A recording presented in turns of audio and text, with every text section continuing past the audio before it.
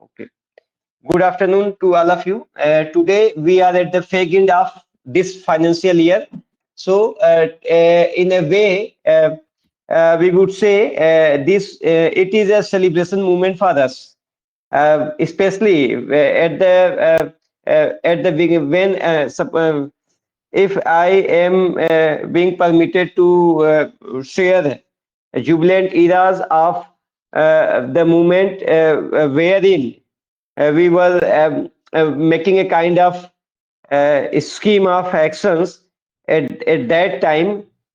Myself along with operation chief were thinking of that ki what would be what should be a kind of program of action so that we could enhance our delivery mechanism and we could get a timely feedback. Feedback might be of positive in nature or negative in nature. So in those set of backgrounds, we had decided to go through mm, by way of issuing a list of program for the whole upcoming financial years. So in those background, we developed a kind of practical regime wherein we allotted at least one training session for each month. This kind of sessions may be joined by way uh, from any corner of the world, and we allotted therein the central theme of the training sessions. So, in a nutshell, it was very difficult to plan a program of action, especially for the whole upcoming financial year, especially when we were not having a sufficient data pool.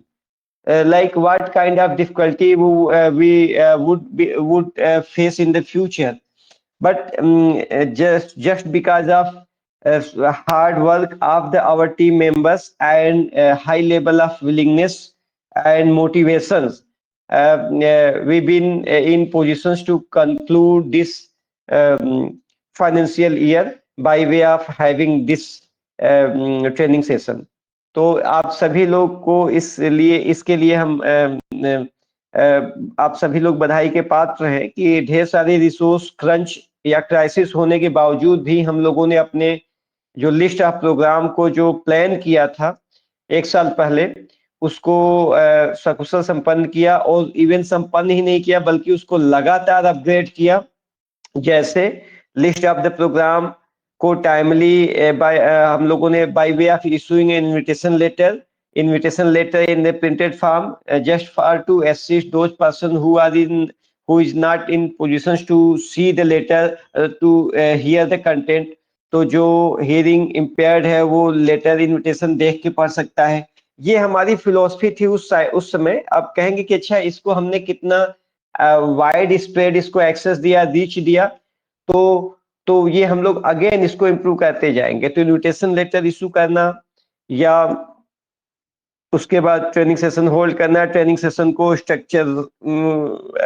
Structured manner में design किया गया, उसमें maximum participation को ensure किया गया और इसे करते हुए जो भी ट्रेनिंग सेशन होल्ड हुआ उसको डॉक्यूमेंट डिजिटली उस डॉक्यूमेंट को डेटा को जनरेट करना, प्लस उस डिजिटल डेटा को अगेन प्रिंटेबल फॉर्म में कन्वर्ट करते हुए एक ट्रेनिंग सेशंस का समरी रिपोर्ट तैयार करना।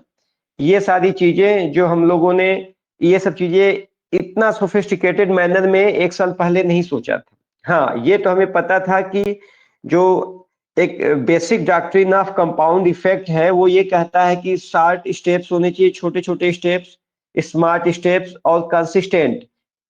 अगर ये तीन को हम फॉलो करते हैं तो डेफिनेटली कंपाउंडिंग इफेक्ट अपने को एक्शन में पाती है। तो कंपाउंडिंग इफेक्ट कैसे जनरेट होता है इसका एक हम लोग क्लासिक एग्जांपल है, जिसमें बहुत ही कम मैन पावर है, बहुत ही लिमिटेड रिसोर्स है, चाहे ह्यूमन रिसोर्स, चाहे फिजिकल या डिजिटल। फिर भी हम लोगों ने धीरे धीरे धीरे अपनी चीजों को अपग्रेड किया है, जिससे अब हमारे बाकी के डिपार्टमेंट के लेवल पे हमारे जो भी इस समय एग्जिस्टिंग एसेट्स है वो काफी हेल्पफुल है। तो ये तो इंट्रोडक्टरी सेशंस था, इसलिए फैक्चुअल एस्पेक्ट्स आज का है जो, उसमें हम एक बार स्क्रीन शेयर करते हुए अपने सेशंस को आगे बढ़ाते हैं। तो छोटा छोटा जो टॉपिक है उस पर थोड़े थोड़े हम अपने जो बतौर चीफ एग्जीक्यूटिव ऑफिसर्स हमारे जो एक्सपीरियंसेस रहे हैं, chairman cum chief executive officer, तो वो हम आपसे शेयर करेंगे। कुछ नॉमेनक्लेचर पे भी आज हम लोग बात करेंगे जो आगे जाके इम्प्लीमेंट होगा FY27 में। 5 मिनट का सेशन रहेगा जो नेक्स्ट ईयर के लिए हम लोग प्रपोज किए हैं माइंड में, क्योंकि अप्रैल से वो इम्प्लीमेंट होगा। तो फैक्चुअल एस्पेक्ट्स में हम वो दोनों चीजें आ जाएंगी, तो इंटरेस्टिंग है, काफी हेल्प मिलेगी हम लोग का जो नेक्स्ट ईयर ऑफ सेशन है, next session of the year है, उसको समझने में।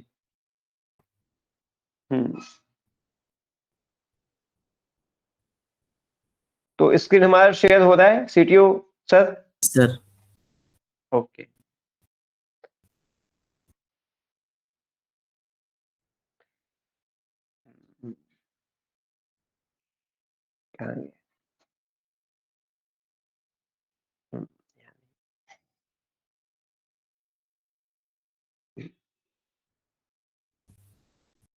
अच्छा, अब जैसे आज है तो हम लास्ट टाइम में छोटा सा कि इशू हम लोग के साथ हो रहा था कि जब प्रेजेंटर जब प्रेजेंट करता है तो अपने इसमें मल्टीपल विंडो ओपन हो जाता, तो उस विंडो को हम क्लोज करते थे तो सिर्फ एक ही लेटर दिखता था स्क्रीन पे, बाकी चीज नहीं दिखती थी, तो होता था मोनोटोनस था। तो करेंटली अभी अभी CTO सर कार्नर पे एक ब्लॉक होगा जिसमें हमारा वीडियो प्रेजेंटेशन आ रहा होगा, साथ में ये स्क्रीन पे हमारा ये स्क्रीन शेयर दिख रहा होगा। एम आई राइट? Yes sir. ओके, तो ये छोटा सा देखिए, छोटा सा ये फीडबैक बेस्ड हम लोगों ने करेक्शन इंप्रूवमेंट किया, अभी इस पे हम आ जाएंगे, आते हैं पहले अपने पॉइंट पे। तो छोटी छोटी चीजें देखिए, एकदम समरी है, फीडबैक भी है, तो इसको हमने विद इन टाइम इसको कंक्लूड कर लेंगे। अब देखिए, बहुत ही शार्ट नोटिस पे अब की बार का जो इनविटेशन था विद इन 15 मिनट हम लोग डेवलप किए थे। अब कहेंगे इसके पीछे के what was the thought process? Thought process was like कि in the coming years we are going to prepare ourselves, we are going to test our preparedness for the just in time delivery model। तो हम आने वाले कल में just in time mode में कैसे deliver करेंगे, हम उसके लिए अपने टीम का प्रिपेयर्डनेस चेक कर रहे थे, और प्लस कुछ कॉन्सेप्चुअल रीजंस थे जिसके चलते इसको हम और पहले एंटीडेट नहीं कर पाए। तो ये कुछ कारण थे। तो एनीवे, एक जो एंटरप्रेन्योरियल जर्नी हम लोग की है, तो इस जर्नी में डेटा चाहे फेवरेबल हो चाहे अनफेवरेबल हो, उससे हम हमेशा उसमें वैल्यू एडिशन करेंगे। तो अगर किन्हीं कारणों से हमारा प्रोजेक्ट डिले हो रहा है, तो हम अपने टीम को जिनके पास कंसिस्टेंसी ऑफ द प्रोसेस का एक एक्सपीरियंस, उनको पता है कि अच्छा ये ऐसे से होगा, SPC है, ये करना है, करते हुए आगे बढ़ते हैं। तो SPC के बेसिस पे कंसिस्टेंटली इन्विटेशन डेवलप किया गया, तो उन्हें पता है कि हाँ विद इन 5 मिनट भी हो जाएगा। मगर कभी कभी जब इतने शार्ट टाइम में जब आप जाते हो कुछ तैयार करने, तो कभी कभी टेक्निकल हेलुसिनेशन होता है। वो आप पा रहे होंगे कि देखिए वेबसाइट पे ये अंडर ये जो लेटेस्ट है वो स्ट्राइक थ्रू करके दिखा रहा है, तो ये एक टेक्निकल इशू जाया था। हमने कहा ओके वेरी गुड, इसको रख लीजिए अपने रजिस्टर में, इसको अभी हम लोग सॉर्ट आउट करेंगे। तो ये छोटी छोटी चीजें आएंगी, बट आने दीजिए। अगेन हम कहेंगे ना कि स्मॉल छोटे छोटे एफर्ट्स है, इसको हम लोग सॉर्ट आउट करते जाएंगे। तो जहां पे प्रोसेस में सर्टेनिटी रहती है, वहां पे इकोनॉमिकल माइलेज हम लोग बेहतर ले पाएंगे। तो ये कहेंगे कि अच्छा ये कैसे आप कर रहे हो?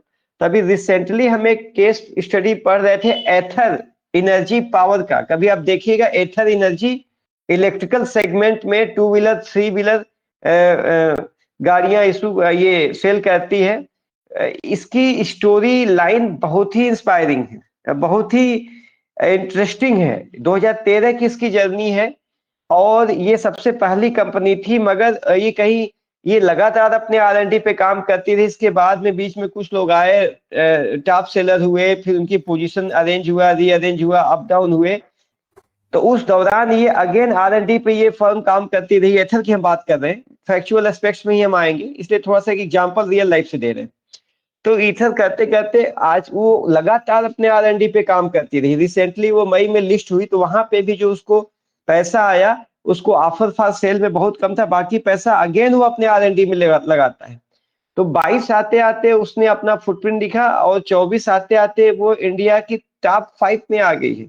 और जिस तरीके की वो R&D करती है, उसका इकोसिस्टम है, और वो ग्रिड मॉडल पे दिल्ली टू राजस्थान का पूरा ग्रिड, वो एक अलग ही बिजनेस स्टडी है। आप पाएंगे कि इंडिया में भी इस तरीके का वर्क मॉडल लोग फॉलो करते हैं। बताइए, जो 2013 से कंपनी R&D कर रही थी, उसमें इलेक्ट्रिक सेगमेंट का कोई बोलबाला नहीं था इंडिया में, मगर वो फुली होम ग्रोन एक बिजनेस एंटिटी के तौर पे लगातार उसने अपना रिसर्च किया और करते करते आ गई। तो ये कुछ वैसे ही एग्जाम्पल है जैसे एप्पल ने अपने R&D पे काम किया था स्टार्टिंग के इरा में। जब 2003-4 में जब आईपॉड वगैरह आया, तो उससे पहले की जो स्ट्रगल फेज थे, 6-7 साल का था, पैकेजिंग वगैरह में काम किया। ये वैसे ही इरा है जो जोहो के जर्नी में हम लोग देखते हैं कि पहला मेल 2006-7 में भेजा था, आज हम लोग उसके बारे में जानते हैं। तो हमारे पास ऐसे ढेर सारे ये एग्जाम्पल्स हैं जहां से हम एक फैक्चुअल मैट्रिक्स समझ सकते हैं किसी भी कंपनी का कि कैसे उसकी जर्नी इंश्योर हुई है। तो आते हैं हम अपने पॉइंट पे। तो ये देखिए, यहाँ पे जो स्ट्राइक थ्रू करके आ रहा है, ये हम लोग जस्ट इन टाइम में डिलीवर करने गए तो टेक्निकल इश्यूज आया, या दूसरे साइड से कहेंगे तो हमारे मैन पावर का एक जो कॉन्फिडेंस का जो अभी एक जो शिफ्टिंग नेचर है, या थोड़ा सा और इंटेंसिटी में जो कमी है, तो इसको भी हम लोग अपग्रेड करेंगे। अगेन इसमें माइनर माइनर इश्यूज आ रहे हैं, क्योंकि इसको जब जस्ट इन टाइम मोड पे डिलीवर करने गए हैं तो देखिए छोटे छोटे इश्यूज आए हैं, हमें दिख रहा है, मगर बट उसको हम और बेहतर कर लेंगे। ये जैसे कहावत है ना कि मैकडोनल्ड में लोग पिज्जा खाने नहीं जाते, बल्कि उसकी जो प्रोसेस है, दुनिया का सबसे अच्छा पिज्जा वो नहीं देता, मगर उससे उसकी प्रॉमिस है कि हम 18 सेकंड में आपको पिज्जा बना के दे सकते हैं। तो ये उसका जो प्रोसेस है, यही जो अब तक के सबसे बड़े रेड फ्लैग थे हमारे टीम में। हमारे अलग अलग मैन पावर के जरिए इसको रेज भी किया गया कि सर हम लोग जस्ट इन टाइम में कैसे जाएंगे। तो हमने कहा था उस समय भी, अगेन हम कह रहे हैं कि हम जस्ट इन टाइम के बहुत ही अच्छे प्लेयर हैं, तो इसको हम इम्प्लीमेंट कर लेंगे। मगर उससे पहले हम अपने बैकएंड पे काम करना चाहते थे कि हमारी टीम कैसे ऑर्गेनाइज होती है, उसको हम कैसे जस्ट इन टाइम के लिए एक प्रोसेस में कंसिस्टेंसी कैसे लाएं, और फिर उसी पे टीम को ट्रेन करना। तो उसमें ऑटोमेशन आ जाएगा, तो हमें बार बार एजुकेट नहीं करना पड़ेगा। और इन सब कार्यों के लिए धीरे धीरे हम लोग के पास डेटाबेस है, 20 कंटेंट है, मोर देन 60 आवर्स का रीडिंग एक्सपीरियंस यूट्यूब पे मिल जाएगा, पब्लिक डेटा के एंगल से देखेंगे तो। और हम लोग के 20 कंटेंट उस पे आ चुके हैं, तो अभी बाकी ये भी, इसका भी समरी इनविटेशन के फॉर्म में जाएगा, तो वो हो जाएगा। एनीवे, आते हैं देखिए फैक्चुअल एस्पेक्ट्स। तो फैक्चुअल एस्पेक्ट्स में हम देखें तो अपने हम सेशन को स्टार्ट करते हैं, फॉर्मली एक तरीके से स्टार्ट करते हैं। तो under the topic 1.1 you may see the subtopic of factual aspects. It include those piece of documents and efforts which we have gone into. For example, कि by SLH manual, this is it is a piece of document. In another word, you may say it's a Gita of our business entity. तो SLH manual एक अपने आप में एक ऐसा manual है जो अंडर प्रोसेस है, इसकी फाउंडेशन, इसका ब्लूप्रिंट हम लोगों ने रेडी किया और उस पर लगातार काम हो रहा है। इसको हम लोगों ने, इसका एक तरीके का ब्रेन चाइल्ड जो था वो एक इवॉल्विंग फेज में अस्तित्व में आया, यानी FY 26 में जो हमारे first meeting up to now जो हम लोगों ने एक मुंह में एक प्रोग्रेशन दिखाया है। विशेषकर ध्यान दीजिए कि इसमें हमने टॉपिक का नाम जैसे इस पे लिखा है, आप ध्यान से देखेंगे तो इसमें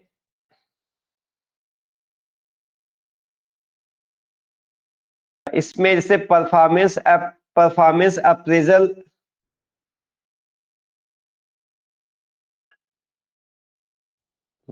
एनीवे, तो आप यहाँ पे देखेंगे तो परफॉर्मेंस अप्रेजल रिपोर्ट है ये।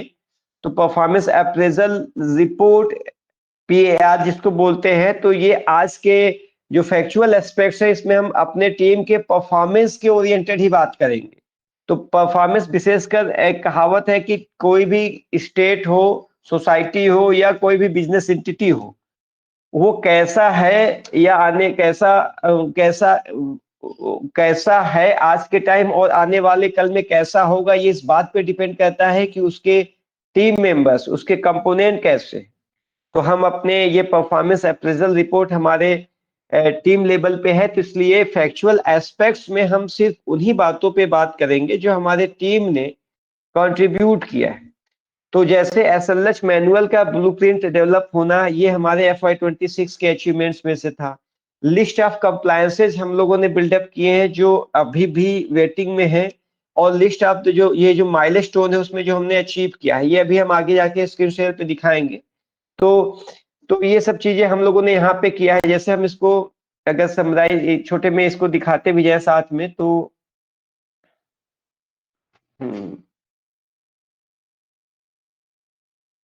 अच्छा नहीं दिखेगा, ठीक।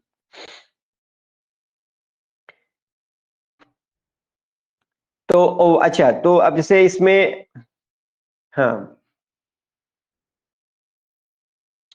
अब इसे कि एसएलएच मैनुअल लिस्ट है और लिस्ट ऑफ कंप्लायंस और माइलस्टोन है फैक्चुअल एस्पेक्ट में। तो आप देखिए, हमने ये जो हैंड रिटेन है, इसको हैंड रिटेन को हम लोग इसको भी डिजिटाइज करना है, जो कि हो जाएगा ये फाइनली क्लोज होते समय। तो जो लिस्ट ऑफ माइलस्टोन में छोटा सा है, स्लाइड के जरिए आपने इस डॉक्यूमेंट को पहले भी देखा था, और धीरे धीरे हम इसको अगेन कर रहे हैं कि लिस्ट ऑफ माइलस्टोन में डेट ऑफ इस्टेब्लिशमेंट हमारी 22 की है। अब कहेंगे ये तो हिस्टोरिकल फैक्ट हो गया, हम हिस्टोरिकल में नहीं जाएंगे, हम सिर्फ FY26 पे आएंगे। तो जो यहाँ पे देखिए FY26 जो दिख रहा है, FY बाकी तो 23 के अचीवमेंट है, 24 के है, 25 के, हम वो नहीं जाएंगे। हम FY26 में देखेंगे तो जो हमारे अचीवमेंट है, जो माइलस्टोन में हमारे रहे हैं, ये कौन सा है माइलस्टोन में जो हमने कंप्लीट कर लिए हैं, तो उसमें आप देखेंगे कि इसमें हमारे ह्यूमन रिसोर्स के लेवल पे क्या कंट्रीब्यूशन है। तो हमारा कहना होगा कि लाजवाब कंट्रीब्यूशन है। ध्यान देंगे कि लिमिटेड एसेट्स, ढेर सारे कंस्ट्रेंट और बाधाओं के बावजूद भी अगर हम लोगों ने ऑर्गेनाइजेशन लेवल पे यहाँ तक की जर्नी कवर की है, तो ये एक पॉजिटिव साइन है। और मिनिमम इनपुट्स पे लिए है, किसी को डिस्टरबेंस नहीं किया गया है, उनके अपने जो साइमल्टेनियस प्रोसेस है वो भी रन ऑन है।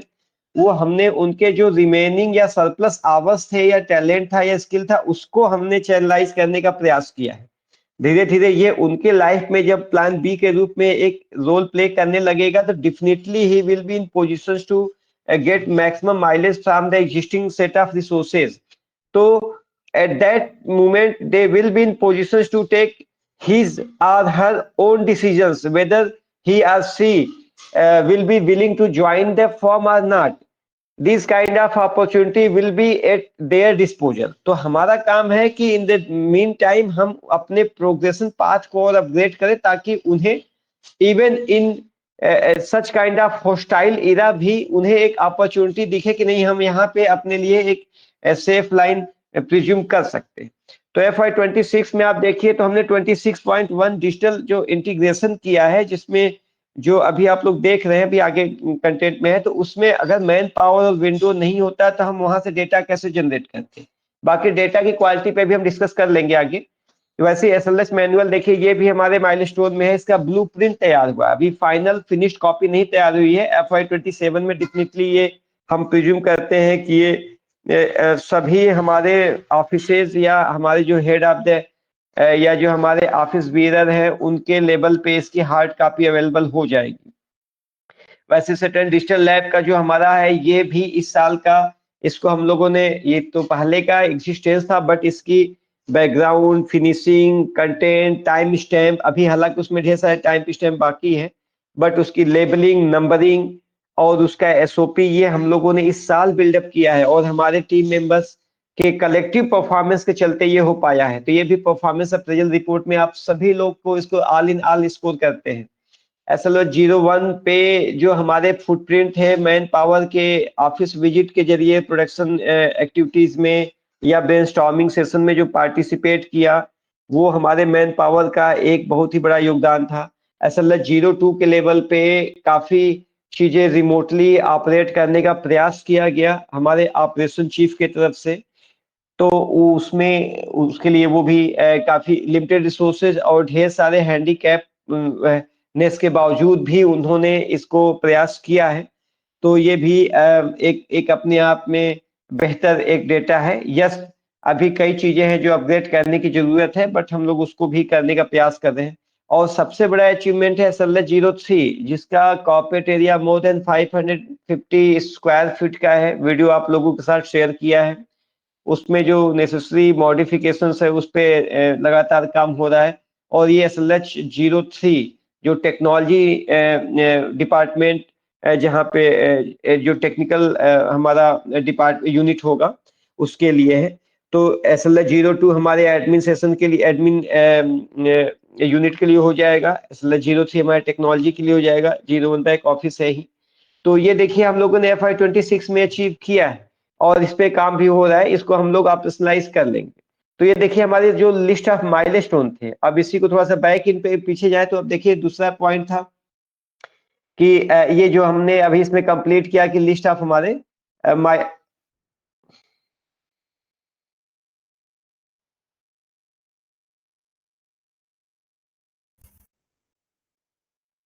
के हम्म ये माइलस्टोन में हमने बोला। फिर उसी लिस्ट ऑफ द कंप्लायंसेस में क्या है, लिस्ट ऑफ द, देखिए दोनों में अंतर क्या है। माइलस्टोन में वो है जो हमने अचीव किया, और लिस्ट ऑफ द कंप्लायंसेस में वो है जो चीजें अभी हमें कंप्लायंस करनी है और बाकी मैनुअल। इसको हम जरा सा बैक एंड पे दूसरे पे देखें तो ये आज थोड़ा सा, आज प्रेजेंटेशन थोड़ा सा हमने कहा ना कि इसको हम लोग थोड़ा सा सेमी फॉर्मल नेचर का रखेंगे। तो ये एक इशू आएगा। तो हमारा ये माइलस्टोन का डॉक्यूमेंट क्लियर हो गया है। इसमें ध्यान दीजिए ऊपर से हमने LLP किया, ये हमारे पास के थे। तो इस साल इसमें क्या चेंजेज आया है, हमारे एक और पार्टनर्स हमारे टीम में इंडक्ट हुए हैं। तो in the coming days he will get his DIN number, that is called director identification number, and he will get their assignment by way of making sufficient amendment into the bylaws of the firm। तो ये भी देखिए FY 26 का है। अच्छा, कहेंगे इसके पीछे यहाँ पे परफॉर्मेंस अप्रेजल में इसका डिस्कशन क्यों, ये तो एनुअल मीटिंग में होना चाहिए। वो इसलिए हम कह रहे हैं कि वो हमारी जो टीम मेंबर्स है जिनके साथ रहने का एक्सपीरियंस जैसे जैसे बढ़ता जाएगा, ये जो कैरियर प्रोग्रेशन चार्ट है जिसको CPC लिखा गया है इनविटेशन में, तो उसके जरिए उसमें भी आप पाएंगे कि टीम मेंबर्स को अगर ये business model, working model soothing, comfortable work life balance का इक्विलिब्रियम में दिखता है तो उनके लिए आगे वो ऑप्शन बिल्कुल खुला है। तो उसमें जैसे कि एट द कंट्रीब्यूशन ऑफ जो भी है sufficient resources, those kind of opportunity could be avail easily. तो एनीवे, तो ये था। उसके बाद इसमें माइलस्टोन में था, हाँ, लिस्ट ऑफ कंप्लायंसेस में। इसमें एक चीज हम बता दें, ये मैन पावर के लेवल पे आप लोग हैं इसलिए थोड़ा बता दे रहे हैं इसको। FY 27 में हम लोग क्या करने का प्लान करते हैं। तो इसमें आप ध्यान से देखेंगे तो सटरन लॉ हाउस मैनुअल में जो हमने पहले चैप्टर्स रखे थे, ये जो our visions, nomenclature, golden rules, actually 20 volume की बुक सीरीज इशू करने का target Saturn law house presentation रखती है अपने आर्काइव सीरीज में। तो 20 किताबें हमें आने वाले कल में इशू करनी है अपने ही फॉर्म के आर्काइव्स के लेवल पे, लिटरेचर के लेवल पे, ताकि हम अपने इंटरनल मैन पावर को ट्रेन कर सके, ग्रूम कर सके और इवन सोसाइटी को भी सर्व कर सके। तो अभी तो इसमें देखेंगे कि रोमन लेटर 1 to 7 ये जो हमने उसमें चैप्टर्स थे, एक्चुअली ये सारे चैप्टर्स अपने आप में एक बुकलेट के रूप में जा सकते हैं। तो कहेंगे इतना कंटेंट कैसे आएगा, तो हम ध्यान देंगे कि हम लोग का जो डिलीवरी मॉडल है heavy content load content generate करता है। हम लोग के पास इतने रिसोर्सेज हैं कि ये सभी जो रोमन लेटर्स है अपने आप में एक बुक वॉल्यूम के तौर पे जारी कर सकते हैं। और ये जो एक हमारा एक जो छोटा सा यहाँ पे टास्क मिला, अब इसी को कंपाउंडिंग मैनर में, मतलब शार्ट, स्मार्ट और कंसिस्टेंट प्रोसेस के जरिए हम इसी को अपग्रेड कर लेंगे। आवर विजन, तो आवर विजन आप 250 पेज का, एटलीस्ट 250 पेज के बुक्स हम जनरेट कर सकते हैं। नॉमेनक्लेचर एंड टर्मिनोलॉजी ये अपने आप में आ जाएगी 80-90 पेज का। उसके बाद उसके वो गोल्डन रूल्स में जो सेटरनाइट्स वे ऑफ थिंकिंग है उस पर पूरी बुक हम लोग ला सकते हैं। तो कहेंगे ये कैसे लाएंगे, कुछ नहीं, ऐसे जैसे हम लोग काम कर रहे हैं इसमें ढेर सारे इनपुट्स, बहुत ही प्रेसियस मूवमेंट्स आते हैं अपने डिलीवरी मॉडल में, जिसको हम डॉक्यूमेंट कर लेते हैं। वो धीरे धीरे धीरे करके हमारे इसमें जाएगा। तो in the coming years, that is of FY27, you will see a kind of enhancement and greater level of performance at the disposal through these kind of set of activities. तो इसमें भी आएंगे। तो ये ऊपर के देखिए 7 वो हो गए, उसके बाद 4 इसमें देखिए मॉड्यूल्स है। तो ये जो 4 मॉड्यूल्स है, ये COP जो हमारे CPO जो है, चीफ पीपल्स ऑफिसर, ये उनके लेवल पे इसमें एक ग्रेटर और बेटर से रहेगा, क्योंकि जितने भी ये इंटरप्रेन्योर प्रोग्राम के जो मॉड्यूल्स है, इसको भी हमें डॉक्यूमेंट करना है, फिर इसके बाद इसका सर्कुलेशन, पब्लिक डोमेन में इसको एक्सेसिबल बनाना, और इसको फिर अपने कैसे हम अपने डिलीवरी मॉडल में इंडक्ट करते हैं। तो ये भी अपने आप में 4 चीजें, 4 वॉल्यूम के तौर पे। तो ये दिमाग में हमारे वही आया था कि जो इंडिपेंडेंट किसी थॉट कॉन्सेप्ट पे काम करने के बजाय जो डॉक्यूमेंट हम अपने इंटरनल पर्पजेस के लिए यूज करते हैं, हम उसी के बेसिस पे अपने लिटरेचर को डिजाइन डेवलप करें। तो ये देखिए हमारे इसीलिए था ये लिस्ट ऑफ द कंप्लायंसेस में है, कि मतलब these are the list of those compliances, yeah, or we can say tasks which we will conclude or complete in the days yet to come.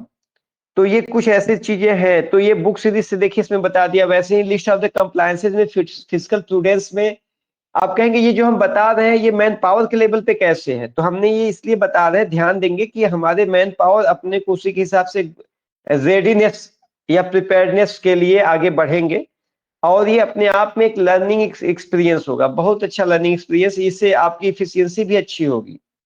अब जैसे फिजिकल प्रूडेंस है, तो हम लोग को यूनिट इकोनॉमिक्स पे काम करना पड़ेगा। हर मैन पावर का परफॉर्मेंस विज टाइम या उसका कॉस्ट विज प्रोडक्टिविटी के एंगल से उसका डेटा मिलेगा देखने को, ताकि किसी भी मैन पावर को एक्सप्लॉइटेड फील ना हो या अंडरपेड फील ना करे। और कॉर्पोरेट कंप्लायंस, ये एसओपी और वर्कफ्लो ऑटोमेशन, ये एसओपी वर्कफ्लो और ऑटोमेशन ये भी हमारे परफॉर्मेंस अप्रेजल रिपोर्ट में मेजर रोल प्ले करेंगे इन द नेक्स्ट ईयर। जो लिस्ट ऑफ द प्रोग्राम है, जिसका कैलेंडर आप लोग को मिल गया होगा, नेक्स्ट ईयर का जो परफॉर्मेंस अप्रेजल रिपोर्ट है वो 14 मार्च 2027 को है। तो वहां पे ये सब चीजें देखने को मिलेगी, बाकायदे उसका स्कोर कार्ड इशू होगा। तो ये हम बस एक इंट्रोडक्टरी सेशन था, यहाँ पे हम बता रहे हैं कि इस सेशन को नेक्स्ट ईयर में हम लोग कैसे होल्ड करने वाले हैं। तो ये हमारा था milestone, list of the compliance.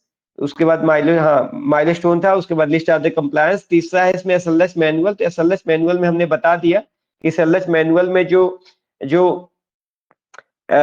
जो हमारे चैप्टर्स थे उसको लेके हमने इसको एक यूनिट के रूप में ही काम करने की इच्छा रखते हैं, ये जो हम बता रहे थे यहाँ पे।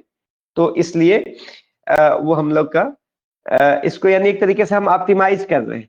तो ये हमारे फैक्चुअल एस्पेक्ट्स है, जिसमें हमारे मैन पावर के परफॉर्मेंस इन सब सेगमेंट में आने वाले कल में बिल्कुल उसको क्लोजली वॉच किए जाएंगे, और उसकी बेसिस पे 14 मार्च 2027 का जो होगा परफॉर्मेंस अप्रेजल रिपोर्ट, वो वहां पे उनके पॉइंट्स वहां पे होंगे, और उनके बोनस या उनके जो इंसेंटिव्स उस बाद वहां पे जरूर से डिटरमाइन करेंगे। और इस तरीके से हम लोग लगातार अपने मैन पावर को भी स्ट्रक्चर और फॉर्मलाइज करते जाएंगे। नेक्स्ट है देखिए स्कोप। ये जो हमारा परफॉर्मेंस अप्रेजल रिपोर्ट का सेशन है, इसको होल्ड करने का पर्पज क्या है, तो अगेन हम कहेंगे जो हमारे जो बेसिक गोल्डन रूल्स है जो हम लोग फॉलो करते हैं, नॉइज फैक्टर हमारा, तो हमारे सभी मैन पावर के द्वारा कितने नॉइज जनरेट किए गए हैं अलग अलग पॉइंट ऑफ टाइम पे डिलीवरी के समय, ये सब चीजें डॉक्यूमेंट होगी, नेक्स्ट ईयर के एफपीआर में जाएगा, और उसका कलेक्टिव जो डेटा होगा उसी बेसिस पे परफॉर्मेंस अप्रेजल रिपोर्ट तैयार होगा, और वो डेफिनेटली इंसेंटिवाइज होगा। तो ये हमारा इंट्रोडक्टरी सेशन इसलिए रख रहे थे कि नेक्स्ट ईयर के लिए हम अपने टीम को अपग्रेड कर सके। तो noise factor, unnecessary noise factor को हम लोग रिस्ट्रेन करेंगे। हीट फैक्टर का कोई ओकेजन है, वाकया है, या यूनिट इकोनॉमिक्स पे थोड़ा इशू आया है, इन सभी पैरामीटर्स पे हमारे मैन पावर का परफॉर्मेंस कैसा होने वाला है in the coming financial year, those data shall be closely monitor and documented. तो वैसे ही वर्क लाइफ मैनेजमेंट, ये भी एक ऐसा एंगल है। अच्छा, ये सब करने का इसका ऑब्जेक्टिव क्या है? पीआर तैयार करने का ऑब्जेक्टिव ये है कि वर्क और लाइफ में हम कैसे मैनेज कर सके। वर्क लाइफ बैलेंस पे हम नहीं जाएंगे, वो एक इंफीरियर कॉन्सेप्ट है। हम वर्क और लाइफ दोनों को कैसे मैनेज करते हैं, ये हम दोनों के साइड से हम लोग को एक नेसेसरी इनपुट्स यहाँ से मिल पाएगा। जो हमने अभी बेडरॉक ऑफ द जो अभी जो हमने बेसिस ऑफ द असेसमेंट जो भी डिस्कस किया है, तो in the coming years in the FY27 हम लोग अपने वर्क को और बेहतर मैनेज करेंगे, वैसे ही अपनी लाइफ को भी और बेहतर मैनेज करेंगे। तो ये ताकि हमारे जो परफॉर्मेंस अप्रेजल रिपोर्ट है वो और भी बेहतर दिखाए। जैसे सपोज किसी ने ऑफिस में बहुत बढ़िया किया बट होम फ्रंट पे बहुत ही अंडर परफॉर्म कर रहा है, तो वो भी बहुत अच्छा नहीं रहेगा हमारी नजर में। क्यों? क्योंकि वो लॉन्ग टर्म में फिर ऑफिस परफॉर्मेंस को हिट करेगा, डैमेज करेगा। इसलिए हम लोग कोशिश करेंगे कि इसको भी अपने एक बेंचमार्क में रखें। तो ये हमारे कुछ इंट्रोडक्टरी सेशंस के थे कि हमारे स्कोप कितने होंगे परफॉर्मेंस असेसमेंट के आने वाले FY27 में, हमारे ऑब्जेक्टिव्स क्या होंगे FY27 PR के। वैसे ही अभी यहाँ पे देखें तो SLH पोर्टफोलियोज में हमारे जो हम लोगों ने अब तक काम किए हैं, तो हमने जैसा कि बताया कि अब तक हमारे मैन पावर के परफॉर्मेंस अलग अलग लेवल पे कमोबेश सबकी पोजीशनिंग अप डाउन अप किसी न किसी लेवल पे है। तो इसका एक कोड के फॉर्म में एक single piece of document generate हो जाएगा, क्योंकि अब तो हम लोग के पास ऑडिट रिपोर्ट और सारे के सारे रिपोर्ट्स हमारे SLH वर्जन 26.0 के जरिए मिल जाते हैं। तो टीम का PR तैयार करने में अब दिक्कत नहीं आएगी। तो ये 27 में FY27 में ये सारी चीजें मिलेगी। तो आपका छोटा से छोटा प्रयास कहीं न कहीं डिजिटाइज हो रहा है, डॉक्यूमेंट हो रहा है, ध्यान दीजिएगा। और ये हमें मौका बनेगा कि हम अपने टीम को जैसे इंसेंटिवाइज करते हैं, उनके तरफ से इंसेंटिवाइज किया गया बिजनेस मॉडल को, तो हमने बिजनेस के तौर पे उन्हें कितना इंसेंटिवाइज किया। करेंटली अगर हमने देखा तो ऑन एवरेज छोटा सा हम एक फिगर रखें कि डिजिटल इंफ्रास्ट्रक्चर का चाहे सेलुलर एक्सेस हो, चाहे ये क्लाउड का कोलैबोरेशन हो, ये और एक उनका डोमेन बेस्ड मेल या प्राइवेसी सेफ्टी के लेवल पे जो फर्म ने इन्वेस्ट किया है, कलेक्टिव फिगर में देखेंगे तो तकरीबन 50-60,000 का है एक साल का। तो पर हेड देखेंगे तो 6,000 तक के आसपास का है। तो जैसे हमने एक छोटा सा ये एक इन्वेस्टमेंट किया पब्लिक इंफ्रास्ट्रक्चर के एंगल से, तो अब देखेंगे सबसे पहली प्राथमिकता ये होगी कि अच्छा हमारे मतलब हमने अपने लेवल पे इस कास्ट को जस्टिफाई किया कि नहीं, कॉस्ट को। तो ये छोटी छोटी चीजें आएगी। तो अभी कई लेवल पे, कई मैन पावर के लेवल पे जस्टिफाइड नहीं हुआ है, बट ये धीरे धीरे हो जाएगा। और कुछ लोगों ने बहुत बढ़िया परफॉर्म किया है। तो ये एक कलेक्टिव सम की बात करेंगे तो policy decision of the firm was good to invest a kind of to allot a kind of investment for these kind of infrastructure activities। तो वो अच्छा है, हम ऐसे टाइम टू टाइम लेते जाएंगे, फिर धीरे धीरे टीम अपने को अपग्रेड करती जाएगी, जो उनके परफॉर्मेंस अप्रेजल रिपोर्ट में रिफ्लेक्ट होगा। और अब कहेंगे कि सपोज अगर कोई अंडर परफॉर्म कर रहा है, तो अंडर परफॉर्म कर रहा है तो उसके कारणों पे, काजेस पे काम किया जाएगा, उसको रेमेडाइट किया जाएगा। फिर भी परसिस्टेंसी है, अगर कंसिस्टेंटली गड़बड़ हो रहा है तो अगेन देखा जाएगा कैसे हम उनके लिए हेल्पफुल हो सकते हैं। और लगता है कि नहीं मोटिवेशन का इशू है, बाकी इशूज है, तो फिर उन्हीं से पूछा जाएगा बताइए क्या कोर्स ऑफ एक्शन डिसाइड किया जाए, लिया जाए। तो एक जर्नी है, हम लोग अपने क्वालिटी को इनहेंस करते जाएंगे। पर्पज हमारा ये है कि इस पूरी जर्नी में कहीं से किसी को मोनोटोनस फील ना हो, कोई बहुत ही ज्यादा एक्सप्लॉइटेड या कुछ उस तरीके का अंडर मतलब एग्जॉस्टेड फील ना करे। अब ह्यूमन रिसोर्स में देखिए हमारे यहाँ CPC है, इसको एक्चुअली ह्यूमन रिसोर्स में जो जो डॉक्यूमेंट हमने इससे पहले CPC WC LSP इसको हम 60 में बता दे रहे हैं 2.3 में। जैसे अभी तक हमने क्या किया, इंट्रोडक्शन में फैक्चुअल एस्पेक्ट्स में बता दिया, स्कोप का हमने बता दिया, PR बनाने का इसका स्कोप क्या होगा। 1.3 में ऑब्जेक्टिव्स था, वो बताया गया कि पर्पस क्या, अल्टीमेट पर्पस हम लोग लाइफ में क्या चाहते हैं। तो ये तो था इंट्रोडक्शन में। सेकंड टॉपिक में जो फिजिकल एसेट्स थे हमने ऑलरेडी बता दिया था कि तीनों हमारे फिजिकल एसेट्स कैसे जा रहे हैं। डिजिटल एसेट्स में हमने प्रीवियस सेशंस में आप लोग के बीच डिस्कस किया है, लगातार उस पर काम करें। टेक्नोलॉजी इशू है, प्लेटफॉर्म का यूज टू होने में अभी प्रॉब्लम है, वो हम फील कर रहे हैं, बट एनीवे ये अच्छा है। नहीं तो अभी जो करंट सिनेरियोज है, जितने मिडिल ईस्ट में जिस तरीके के एसेट्स को डिस्टर्ब किए गए हैं, हम लोग के ऊपर ये बर्डन नहीं आएगा। कल को ऑप्टिकल फाइबर डैमेज भी होता है तो हमारे क्लाउड की सर्विसेज वहां से ऑपरेट नहीं होती है। हमारा डोमेस्टिकेटेड सॉवरेन डिजिटाइज डेटा है, हमारे काम यहाँ पे नहीं रुकेंगे। तो ये कुछ इस तरीके के रिस्क को एंटिसिपेट करके इसको लिया गया है। बाकी की चीजें अपग्रेड होती जाएगी जैसे जैसे उस पर एक्सपोजर बढ़ता जाएगा। ओके, तो इसमें अब इसमें जैसे अभी ये है कि उसके बाद है कि ह्यूमन रिसोर्सेज में तो हम आते हैं सीपीसी, डब्ल्यूसी और एलएसपी पे। ये आप लोग के लिए काम का है, थोड़ा सा हम दिखा दें क्योंकि इस पे अभी आप लोग के लेवल पे भी इस पे, हाँ जैसे देखिए ये अब ये है हमारा कैरियर प्रोग्रेशन चार्ट जिसको सीपीसी बोल रहे हैं।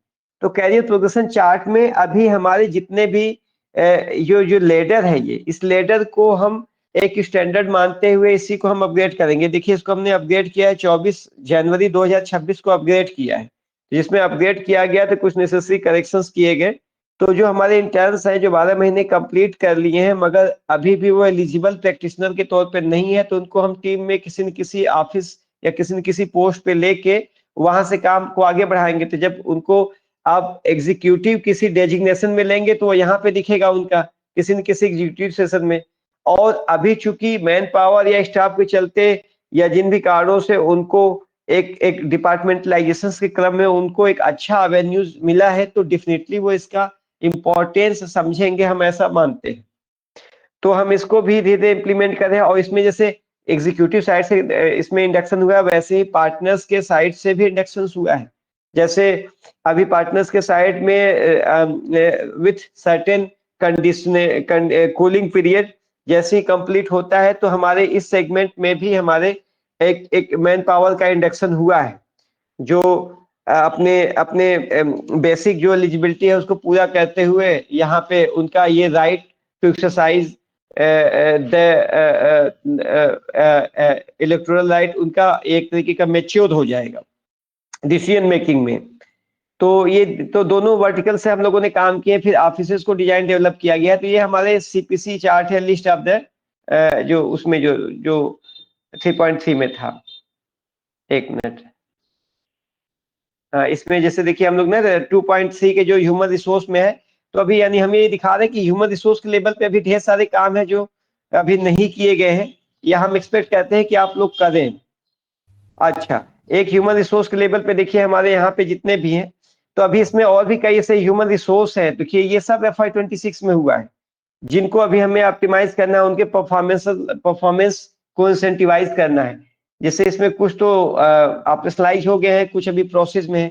तो ये भी है, कुछ ऐसी चीजें हैं जो हमें अभी इसको अपग्रेड करनी है। तो इसमें एक वो था जो इसमें हमने इसका पेज नहीं ले पाए हैं जिसपे था वर्कशीट था। वर्कशीट अपने इंटर्नीज को के लेवल पे भी हमें उसे इम्प्लीमेंट करना है, वो भी एक टास्क हमारे लिए होने वाला है हम लोग के लिए। तो वर्कशीट का वो हो गया। उसके बाद list of the service provider, जिसमें हम लोगों ने जो हमारे आज के दिन जितने हमने जो list of the service provider तैयार किए हैं जिसमें उनके मेल्स मोबाइल नंबर दिए हैं, तो ये सारी डॉक्यूमेंट्स भी इस साल हम लोगों ने डेवलप किए। अब हमें उस डॉक्यूमेंट को ऑप्टिमाइज करना, अपने उस मैन पावर को, अच्छा इसमें कहीं नीचे डॉक्यूमेंट होगा, उस वो भी एक ऐसे हमारे ह्यूमन रिसोर्स हैं जो जिनके परफॉर्मेंस का एक अप्रेजल रिपोर्ट हमें देखना पड़ेगा। तो परफॉर्मेंस अप्रेजल रिपोर्ट में आप देखेंगे कि कोर मेंबर्स जो पेरिफेरी पे मेंबर्स है और जो रिमोटली प्लेस्ड है उन सभी का हमें परफॉर्मेंस को अप्रेज करना है और उसको एक रिपोर्ट डेवलप करके उन्हें हम कम्युनिकेट करेंगे। बस ऐसा हो कि अगर इसको हम सिंगल पेज पे भी लें तो किसी को कोई ऑफेंडेड फील न करे कि अरे हमारा स्कोर कार्ड कम क्यों आया है, उनका बेहतर क्यों है। तो इसमें हम कोडिंग का सहारा लेंगे और सिंगल पेज पे सभी list of the service provider का एक परफॉर्मेंस अप्रेजल रिपोर्ट तैयार करेंगे। FY27 में उसके बेंचमार्क वहीं पे हम दिखाते हैं, बेंचमार्क वाइज उनको एलोकेशन ऑफ स्कोर कार्ड होगा और ये फिर इसको इंसेंटिवाइज कर जाएंगे। चाहे उनको कैरियर प्रोग्रेशन चार्ट पे अपग्रेड करे, चाहे उनके जो MSCP में मल्टीप्लायर बढ़ाए, चाहे उनके इंफ्रास्ट्रक्चर में और एडिशन हम करें, डिजिटल हो चाहे फिजिकल, या उनकी लॉजिस्टिक या उनके बाकी। तो इस तरीके से बिजनेस उनको इंसेंटिवाइज भी करेगी उनके परफॉर्मेंस को।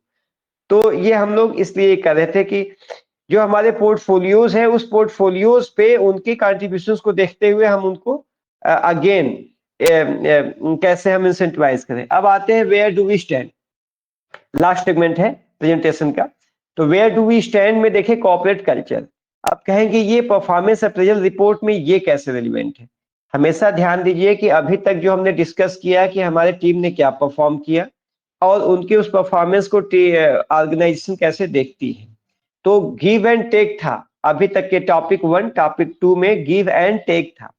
मगर टॉपिक जो 3 है आप यहाँ पे देखिए, इसमें ना ही गिव है ना ही टेक है, मतलब इसमें दोनों साइड का कलेक्टिव कंट्रीब्यूशन है। यानी कॉर्पोरेट कल्चर, यानी जिस सप्लाई चेन पे, जिस बिजनेस मॉडल पे हम काम करते हैं, जहां पे हम थॉट करते हैं, थिंक करते हैं, डिस्कशन करते हैं, एक एक वहां का एक कल्चर कैसा बिल्डअप हो रहा है। क्या वहां पे बहुत ज्यादा वन साइडेड अप्रोच तो है नहीं है, वहां पे बहुत ज्यादा डेफनिंग तो नहीं है, बहुत ज्यादा थिक स्किन की शिकायत तो नहीं है, तो या वहां पे डेमोक्रेटाइजेशन के कॉन्सेप्ट अभी अंडर बहुत बैक एंड पे तो नहीं है, बहुत पीछे तो नहीं है।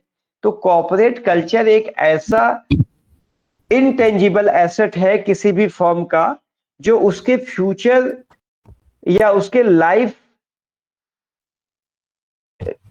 के अचीवमेंट को रिफ्लेक्ट करता है, या उसके आने वाले कल की डेस्टिनी को रिफ्लेक्ट करता है। सपोज अगर अपने कॉर्पोरेट में कल्चर बहुत ही टॉक्सिक कल्चर बिल्डअप करे, एक टीम दूसरे टीम को निगेटिवली या डोमिनेटिंग या थोड़ा सा हेट एंगल से, तो वो पूरा पूरा कल्चर टॉक्सिकेट होता है।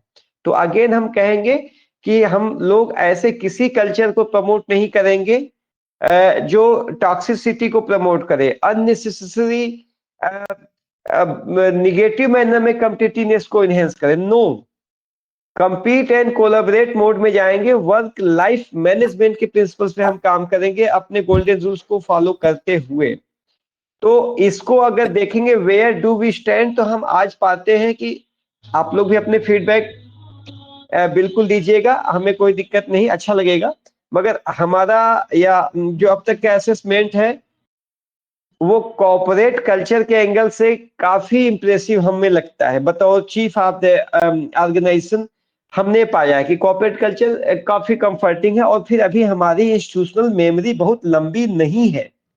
हमारी इतनी छोटी इंस्टीट्यूशनल मेमोरी पे, मतलब कितने साल का आपका फाउंडेशन ईरा रहा है, कितने मैन पावर है, और वो मैन पावर अभी they do not have any kind of corporate exposure.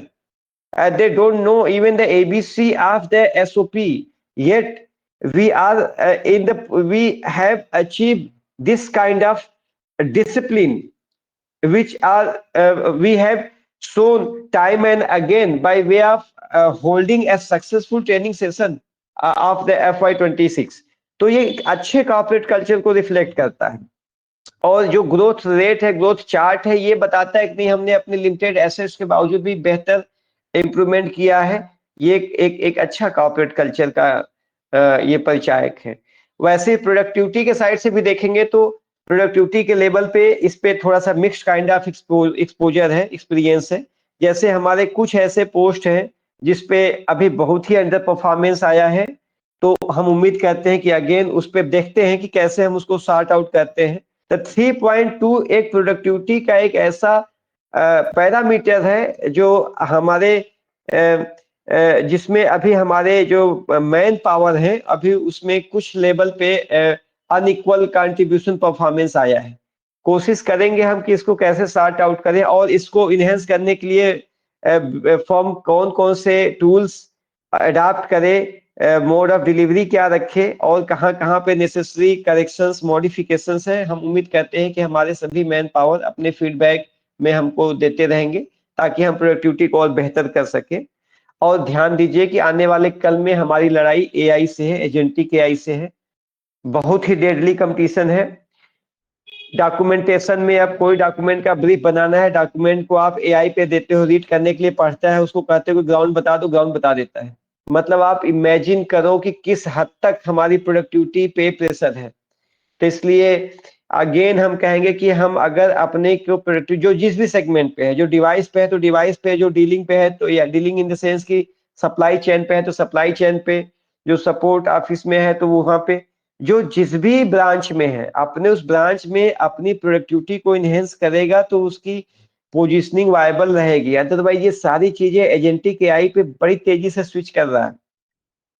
तो हम अपने सारे टीम मेंबर से कहते हैं कि जो हमने ऑर्गेनाइजेशन में बिल्डअप किया है कि ये अपनी प्रोडक्टिविटी आप देखें अपने स्ट्रक्चर पे, कि हम अपने स्ट्रक्चर में अपने डिपार्टमेंट के जिस भी पोस्ट पे हम है उसको उसकी प्रोडक्टिविटी का बेंचमार्क हम क्या रखें। अगर उनके विजन में डाउट है तो विजन में डिस्कस करें कि अच्छा हम इस डिपार्टमेंट के इस पोस्ट के लिए क्या विजन टारगेट क्या है, जैसे सीपीओ का है तो इनका विजन टारगेट क्या हो ताकि वो अपनी प्रोडक्टिविटी को इनहेंस कर सकें।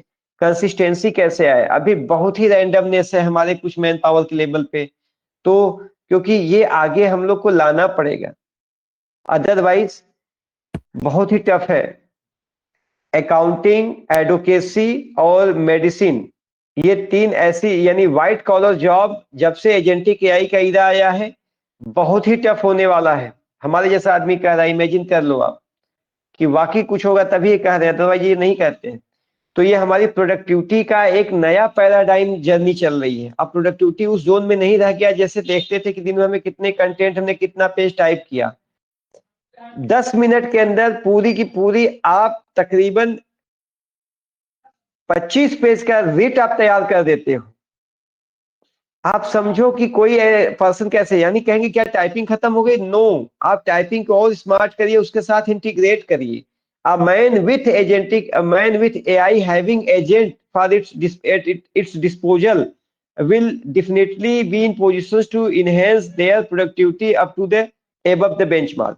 तो एक व्यक्ति खुद भी बेसिक स्किल जाने प्लस एआई जाने प्लस एजेंटिक एआई की लेयरिंग जाने, इससे अपनी प्रोडक्टिविटी को बढ़ा सकता है इस पे स्क्रीन पे इसमें। दूसरा जो फील्ड में है वो फील्ड में नए नए marketing angle, communication skill, networking, अपनी कास्ट ऑफ मूवमेंट उसको भी सही करेगा। जो बैक ऑफिस में है वो लगातार अपने अलग अलग ब्रांचेस डिपार्टमेंट की कोहेसिवनेस और ढेर सारे छोटे छोटे ऐसे कॉन्सेप्ट जो ऑर्गेनाइजेशनल स्ट्रक्चर की थियरी में आते हैं उस पे लगातार काम करते रहे, ये बैक ऑफिस के काम होगा। तो देखिए हम लोग का प्रोडक्टिविटी का बेंचमार्क एकदम नए एक नेक्स्ट लेवल पे जा रहा है। कहेंगे ये सब चीजें हमारे कोड की करेंट डिस्पोजल पे कहाँ अप्लाई करता है, उस पर भी हम बता दें। अभी जो आपकी फर्म काम कर रही है, हमने एक प्रपोजिशन परसू किया था कि जुडिशरी को क्यों ना प्राइवेटाइज किया जाए कुछ सेगमेंट में। तो हमारे इस सजेशंस को ऑनरेबल सिटिंग जज ऑफ द हाई कोर्ट, नाम यहाँ पे एनोनिमस रखेंगे, उनके तरफ से ये रिक्वेस्ट आया है कि हमें विकास का प्रेजेंटेशन सुनना है। तो हमने क्या किया कि हमने जो ई कोर्ट कमेटी सुप्रीम कोर्ट की जो 3 फेज के ई कोर्ट का जो ये 3rd फेज चल रहा है, हमने तीनों फेज का डॉक्यूमेंट रखा और मोर देन 100 पेज के वो उनके ड्राफ्ट रिपोर्ट हैं। उस ड्राफ्ट रिपोर्ट पे हम अपना प्रेजेंटेशन तैयार करके ये प्रेजेंटेशन की कॉपी डिपार्टमेंट ऑफ जस्टिस और सुप्रीम कोर्ट की कोर्ट कमेटी प्लस हमारे जो हाई कोर्ट की जो सिटिंग जज है उनको, और प्लस ये अपने यूट्यूब के अपने उसमें कंटेंट पे हम खुद भी उसको अपलोड करना चाहेंगे। तो कहेंगे ये आप क्यों कर रहे हैं? क्योंकि गवर्नमेंट की जो ई कमेटी का जो ड्राफ्ट रिपोर्ट है वो जो वहां पे बनाए हैं वो हमने उस ड्राफ्ट को बिना देखे जो हमने किया है, ये 80% के एबव ओवरलैपिंग है दोनों में। और उस डॉक्यूमेंट को कभी आप पढ़ोगे हर ब्रांच पे उसकी कॉपी रखनी मैंडेटरी हो जाएगी। उसकी कॉपी सॉफ्ट कॉपी हमने शेयर कर भी दिया था, लिंक पे देख लेंगे। तो फेज 1, फेज 2, फेज 3 में गवर्नमेंट ऑफ इंडिया ने कैसे अपने जुडिशरी को डिजिटाइज करने के लिए कैसे कैसे किया है, हम उसको जरूर से देखें ताकि हम प्राइवेट सेक्टर है, हम अपने में नेसेसरी चेंजेस को फास्ट पेश कर सकें और देखें कहीं विजन में कंफ्यूजन तो नहीं है, हम एक्स जा रहे हैं गवर्नमेंट वाई जा रही है, ये तो नहीं है। तो सिंक जरूरी है। तो यानी अगर आज के दिन कोई कहता है कि नहीं कोर्ट में कुछ चल रहा है और हमारी फर्म अभी किस लेवल पे परफॉर्म कर रही है, तो ध्यान दे कि अम्ब्रेला अगर हमने पकड़ा है और सारी चीजें इस तरीके से है तो ये जो micro activities in the form of disposal at the dais है, ऐसा हो नहीं सकता कि हमने कंसीडर न किया हो। तो ये भी देखिए हमारे प्रोडक्टिविटी के एंगल से आप उसको देखें। अच्छा लास्ट में है कि यूनिक सेलिंग प्रपोजिशंस। तो यूनिक सेलिंग प्रपोजिशंस में हमने अपने कैलेंडर पे एक जगह ले लिया था। अच्छा डिले कर रहे हैं तो इसको कंक्लूड, लास्ट पॉइंट है। तो आप देखेंगे ध्यान से कि इसी में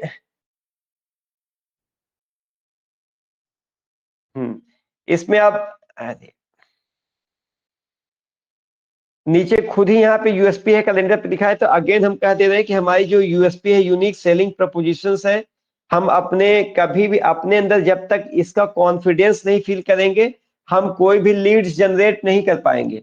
और टीम के जितने भी मैन पावर, चाहे वो इंटरनल काम करे, चाहे ऑन द डायस हो, चाहे फ्लो ऑफ द डायस हो, जब तक उसके पास लीड्स नहीं होगा, उसके पास अकाउंट का स्टेप्स नहीं होगा, उसके पास सेल में कन्वर्जन नहीं होगा, डेफिनेटली कैश फ्लो अफेक्ट होता है किसी भी बिजनेस मॉडल का। तो उससे क्या होता है कि हम एसेट या कैपेक्सिंग थोड़ा स्लो होता है। तो हर कोई अगर अपने लेवल पे लीड जनरेट करता है तो उसके लिए एक लर्निंग अपॉर्चुनिटी वहां से बेहतर होती है। और कभी भी लीड जनरेट करने जाएंगे तो जो हमारा यूएसपी है ये अगेन हमें काम करता है। तो ध्यान दें कि ये हमारे बिहेवियर में दिखना चाहिए कि जैसे हम अगर कोई काम कर रहे हैं तो हमारा यूएसपी है एसएलएच जैसे 26 में स्पीड के लिए, मगर हमारी टीम हमारे एसएलएच वर्जन 26.1 पे अभी काम ही नहीं कर पा रही, इसका मतलब कि वो उस यूएसपी को फॉलो ही नहीं कर रहा और उसकी भी प्रोडक्टिविटी डाउनग्रेडेड होगी। अगर डोमेन बेस अगर है जो ऑथेंटिसिटी को प्रमोट करता है तो आप डोमेन बेस मेल पे कैसे कम्युनिकेट करते हैं किसी को, ये आपकी ऑथेंटिसिटी को इनहेंस करता है।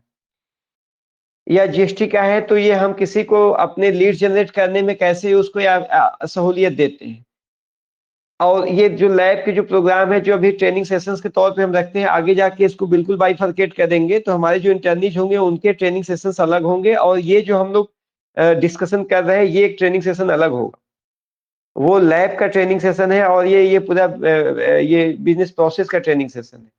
तो ऐसे ये बाकी एचडीएल हमारे एचडीएल पे तो जो जो अभी इंटर्नीज हैं उनको छोटे छोटे डॉक्यूमेंट्स अपलोड मूवमेंट करने चाहिए जो एडमिनिस्ट्रेटिव लेवल पे डिस्पोजल हो सकता है, ऐसे किसी ग्रीवांस को लेकर उसको आगे बढ़ना चाहिए।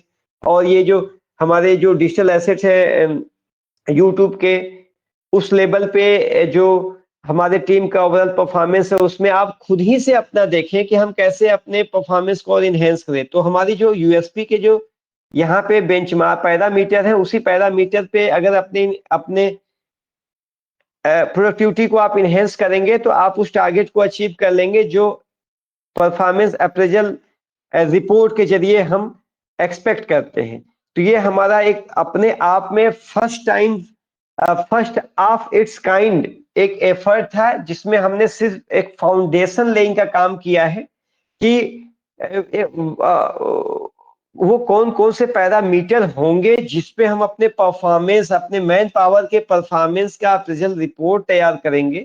तो उसको हमने फाउंडेशनल डॉक्यूमेंट की एक तरीके से फाउंडेशन लेइंग हमने किया है, रिपोर्ट्स भी मिल जाएगा इसका रिपोर्ट। तो इसको ध्यान में रखते हुए हम उम्मीद करते हैं कि FY27 में हमारे सभी मैन पावर अपने अपने अपने जो उनका जो पीआर है जिसको बोलते हैं एपीआर भी बोलते हैं, हाँ एपीआर जॉब के एंगल से बोलते हैं कि एनुअल परफॉर्मेंस रिपोर्ट बोलते हैं ऐसे, हम यहाँ पे परफॉर्मेंस अप्रेजल रिपोर्ट बोलते हैं। तो अपने एपीआर को ये क्या बोलते हैं, ठीक है, अपने सर्विस रिकॉर्ड को बेहतर करें। और ये सारी चीजें अब धीरे धीरे धीरे हम फॉर्मलाइजेशन की राह में है। नेक्स्ट ईयर से स्लाइड की रिप्रेजेंटेशन होगा, स्ट्रक्चर और भी बेहतर रहेगा, मैन पावर अपने को और बेहतर करें और ऑफिस लेवल पे जिस भी ब्रांच पे उनको सहूलियत हो एक्सेस करने की वहां पे एक्सेस करेंगे। इन बातों के साथ ये हमारे लेवल पे ये कंटेंट प्रेजेंटेशन कंप्लीट होता है। Over to you, moderator madam, in this second part of the session. Although we are exceeding the time, but again I am saying we are at the last training sessions. तो यहाँ पे आप अपना Q&A sessions को आगे बढ़ाएं। Over to you, moderator Okay. madam. Thank you for the lecture. Now we proceed for the question answer. If you have any question, you may raise your hand, or I will go to you to ask you questions. Okay. Yes, sir. If you have any question, you may ask.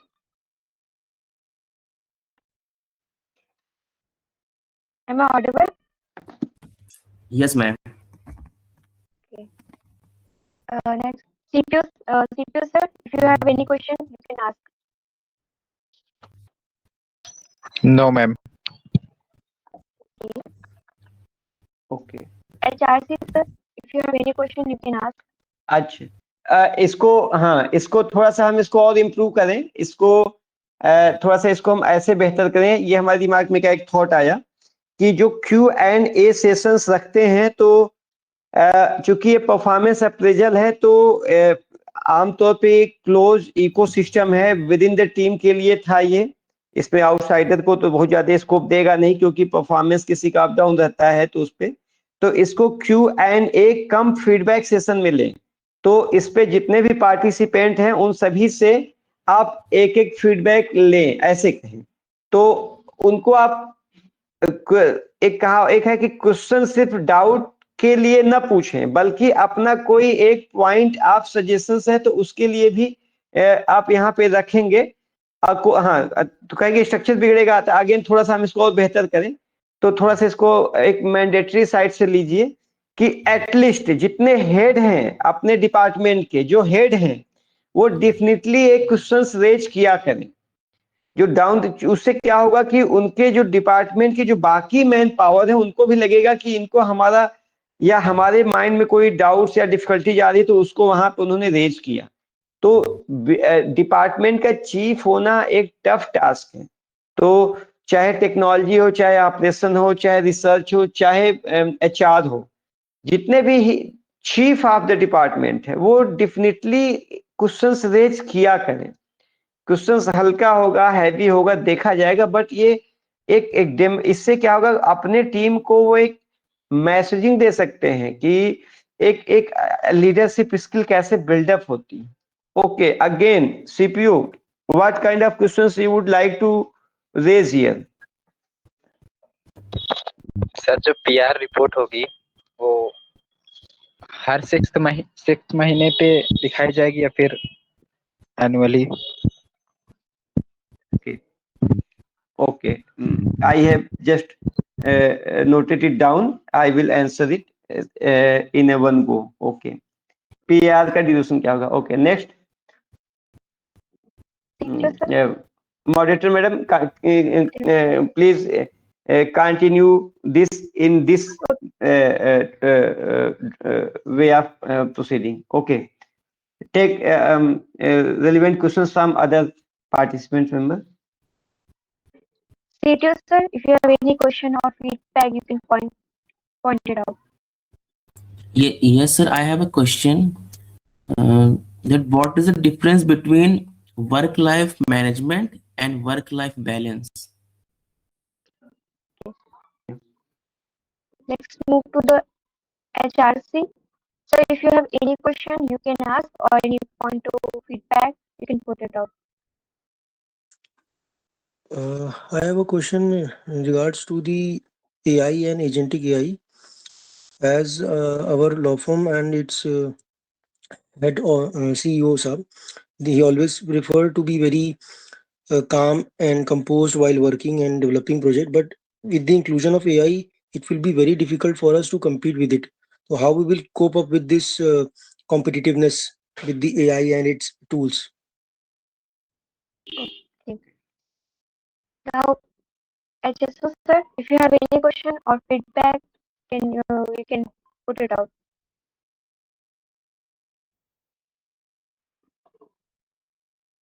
Sir, am I audible?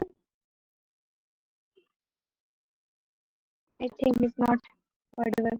Okay, एक बार language, चूंकि वो remotely होंगे, एक बार language change करके भी ले सकते हैं उससे, क्योंकि वो फील्ड में है, तो definitely he will not be in positions to use such sophisticated language. He is our support officer. It's a kind of duty which he has to manage with very layman, very unsophisticated brain. So there might be some language issue. Again, take the questions from HSO. Okay. कोई बात नहीं. I want to point it out. एक point है मेरा question है. Okay. जैसे कोई भी सबका एक फील्ड है, ऐसे CRO है और CPO CTO, तो उनका एक स्ट्रक्चर होता है ना कि आपको ये करना है. Voice quality kindly improve. Still the same kind of problem we are facing with. it seems that you have not taken any corrective measures. Again, voice is trembling and having some noise issue. What are the reasons? What might be, what would be the reasons behind it? Okay, raise your question again. My question is, what is the structure जो होता है ना कि CRO को आपको ये programme दिया गया है, आपको ऐसे ऐसे करना है, तो क्या हमारे पास वो एक लिस्ट होना चाहिए जैसे सिलेबस होता है, तो वैसे सिलेबस हम लोग को प्रोवाइड होगा कि हम लोग को ये काम करना है कि क्या करना है? ओके, ठीक है। और कोई क्वेश्चन किसी का?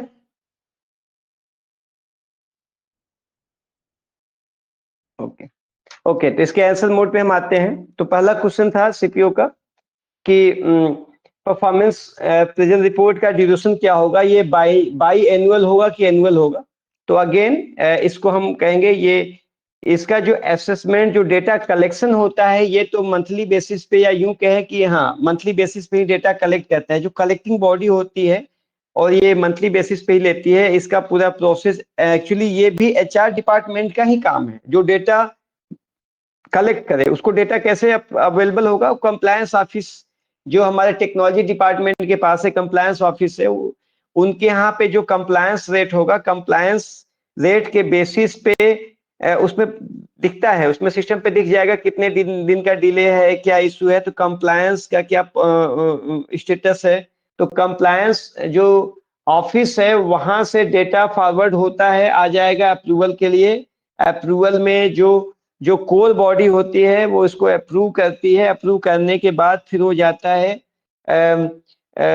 For the publication purposes. जैसे सपोज एक महीने कोई डेटा है, किसी टीम ने कैसा परफॉर्म किया, तो कंप्लायंस रिपोर्ट आ गया। ऑपरेशन चीफ ने अपने यहाँ से डेटा दिया कंप्लायंस ऑफिसर को, कंप्लायंस ऑफिसर ने और जो उसके पास डेटा थे वो लिया, और उसके साथ वो सीपीओ ने भी अपने रिकॉर्ड उसको रिपोर्ट दिए। होते हुए आ गया अप्रूवल के लिए, तो सीईओ के पास आया, सीईओ ने उसको जो भी रिपोर्ट फाइनलाइज होके आया, यानी ऑपरेशन चीफ से डॉक्यूमेंट गया सीटीओ के कंप्लायंस विंग सेक्शन में, कंप्लायंस के यहाँ से डॉक्यूमेंट गया है सीपीओ के यहाँ, और सीपीओ उसको सीईओ के यहाँ प्रेजेंट करता है। तो इस तरीके से मंथली डेटा कलेक्ट होता जाता है। फिर इस मंथली डेटा को करते करते उसको क्वार्टरली ये ट्रेनिंग सेशंस में कहीं उससे फीडबैक लेके कुछ करेक्शंस करना है तो देगा। वहां पे टीम के स्ट्रक्चर के लेवल पे कोई डेंट आ रहा है उस परफॉर्मेंस के बेसिस पे, तो देन देयर उस ट्रेनिंग सेशन में सॉर्ट आउट करेंगे। अदरवाइज ऐसे करते करते एक बढ़िया क्वेश्चन है कि इसको हम लोग क्यों ना क्वार्टरली या बाई एनुअल कुछ ऐसा करें कि अगर कोई टीम अंडर परफॉर्म कर रही है तो उसको देन एंड देयर अपनी कमियां पता चल जाए। तो ये एक करेक्टिव मेजर्स के तौर पे इसका कोई न कोई तरीका हम लोग बिल्डअप करेंगे, ताकि उस व्यक्ति को, the person who is going to be most affected with the adverse reporting report, तो उसको भी एक मौका रहे कि कैसे वो अपने को इम्प्रूव करेगा।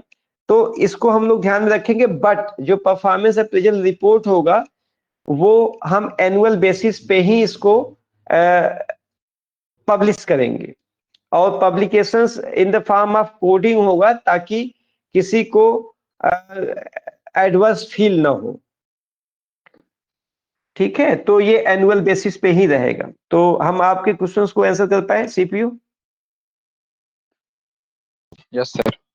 ओके, तो यानी इसमें दो सेगमेंट थे। अगेन आई एम रिपीटिंग, उस अफेक्टेड पर्संस के लिए मंथली बेसिस पे उसको रियल टाइम डेटा मिल जाएगा कि आपका ये परफॉर्मेंस गड़बड़ाया है, इसको सही कर लीजिए, काम आएगा। और ऑर्गेनाइजेशनल लेवल पे ये एनुअल बेसिस पे जाएगा। डिपार्टमेंट के लेवल पे बढ़िया चीज था कि व्यक्ति के लेवल पे मंथली हो, उस जिस डिपार्टमेंट से वो रिलेटेड है उस डिपार्टमेंट के लेवल पे क्वार्टरली करिए, और स्ट्रक्चर फॉर्म के लेवल पे उसको ईयरली करिए, कुछ ऐसे भी कर सकते हैं। बढ़िया क्वेश्चन था ये, इसको हम इम्प्लीमेंट करेंगे। नेक्स्ट था कि सीटीओ का कि वर्क लाइफ बैलेंस मैनेजमेंट और वर्क लाइफ बैलेंस, तो WLB और WLM इसको ऐसे कर लीजिए। Work life management is not equal to work life balance. तो होता क्या है ना कि वर्क लाइफ बैलेंस की लोग बात करते थे, इसका मतलब कि वर्क करने वाले व्यक्ति का लाइफ इम्बैलेंस होता है, इसलिए वो कहता है कि हमें वर्क और लाइफ में बैलेंस करना है। हमारा ये कहना है कि वर्क के बिना लाइफ में कोई बैलेंस ही नहीं होता। तो वर्क लाइफ बैलेंस के बजाय वर्क लाइफ को मैनेज कैसे करना, तो नॉमेनक्लेचर का डिफरेंस होना चाहिए। तो वर्क और लाइफ में बैलेंस नहीं हो सकता, इसलिए वर्क जैसे ही लाइफ में वर्क करना आता है लाइफ इम्बैलेंस हो जाती है। इसलिए अगर कहेंगे कि हमने एक कॉन्सेप्ट बिल्डअप किया वर्क लाइफ बैलेंस, इसका मतलब कि आप प्रिज्यूम कर रहे हो कि वर्किंग पर्संस की लाइफ में इम्बैलेंस रहता है। तो ये सोच की बात है। तो हमारा ये कहना है कि हम ऐसा प्रिज्यूम ही नहीं करते। किसी भी लाइफ में वर्क का होना एक कलर वाइब्रेंसी ले आता है, तो होना ही चाहिए। तो हम उसको मैनेज करेंगे कि किस अनुपात में हम अपने टाइम अपनी एनर्जी को वर्क को डिवोट करें और किस अनुपात में प्रपोर्शन में अपने रिसोर्सेज को हम अपने लाइफ को डिवोट करें। तो हम इस रेशियो एंड प्रपोर्शन के मैनेजमेंट पे काम करें, न कि वर्क की लाइफ को बैलेंस करने का काम। तो वो बैलेंस्ड है, वो इम्बैलेंस कहाँ है? अगर हम कभी हार्ड फेज से गुजरते हैं तो भी स्किलिंग करते हैं अपनी, किसी पेनफुल फेज से गुजरते हैं तो डेटा कलेक्ट करते हैं, वो हमें काम ही आएगा आगे। तो वो भी एक बैलेंस ही तो है ना। अगर पेनफुल इरा जो 5 मिनट आपने फील किया, अगर वो 24 घंटे हो जाए तो मर ही जाएगा आदमी। तो 4-5 मिनट का एक्सट्रीम पेन फील किया और 23 घंटे 55 मिनट का उसे कंफर्ट आया, तो देखिए कहेंगे क्या वो बैलेंस नहीं है? तो वो भी अपने आप में बैलेंस ही था, क्योंकि डिग्री ऑफ पेन 5 मिनट ही बहुत था। तो वर्क लाइफ बैलेंस हम प्रिज्यूम करके चलते हैं कि वो बैलेंस है। हमें बस ये देखना है कि वर्क और लाइफ में मैनेज कैसे करें, इसका मैनेजमेंट कैसे बेहतर हो। संतुलन सिर्फ अब क्वेश्चन यानी आएगा कि वर्क लाइफ का इशू नहीं है, क्वेश्चन है कि बैलेंस और मैनेजमेंट का क्या डिफरेंस है। तो balance is not equal to management. Management एक डायनामिक प्रोसेस है और बैलेंस हमेशा संतुलन को ही बोलते हैं। बैलेंस में बैलेंस होना चाहिए। और मैनेजमेंट क्या होता है? हम चाहते हैं कि अभी ये ऐसे रहे, हम चाहते हैं कि अभी ये ऐसे रहे। तो देखिए मैनेजमेंट एक प्रोग्रेसिव कॉन्सेप्ट है, डायनामिक कॉन्सेप्ट है। ये किसी पर्पस के लिए हम इसको कस्टमाइज करते रहते हैं, मैनेजमेंट का पार्ट है। और बैलेंस में क्या है कि नहीं, हमें इक्विलिब्रियम में रहना है, बैलेंस रखना है। तो मैनेजमेंट एक एक्टिव स्टेज दोनों है, बैलेंस भी है, एक्टिव स्टेज मैनेजमेंट भी है। मगर मैनेजमेंट का स्कोप ऑफ ऑपरेशन बहुत बेहतर है और हमारे लिए इसमें करने के लिए बहुत कुछ मिलता है।